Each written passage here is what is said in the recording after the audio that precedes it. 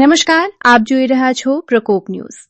કલોલ તાલુકાના ડીંગુચા ગામમાં આવેલ પ્રાથમિક શાળામાં આજે એક ભાવુક અને યાદગાર ક્ષણોનો કાર્યક્રમ યોજાયો હતો। શિક્ષિકાબેન શ્રી મીનાક્ષીબેન કાંતિલાલ ભરવાડના વયોવૃદ્ધ નિવૃત્તિ કાર્યક્રમનું આયોજન કરવામાં આવ્યું હતું। મીનાક્ષીબેને પોતાના 39 વર્ષના શૈક્ષણિક જીવન દરમિયાન ગોધરા મુકામેથી શિક્ષિકા તરીકે કારકિર્દીની શરૂઆત કરી હતી।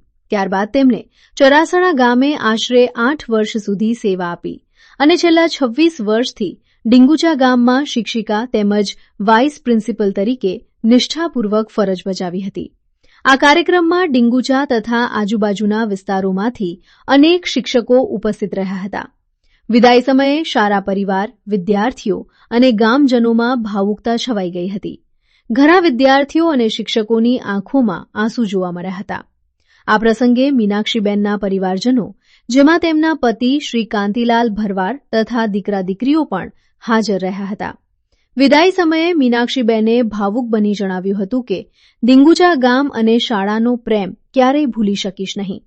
જ્યારે પણ ગામ કે શાળાને મારી જરૂર પડશે, હું સેવા માટે હંમેશા તૈયાર રહીશ।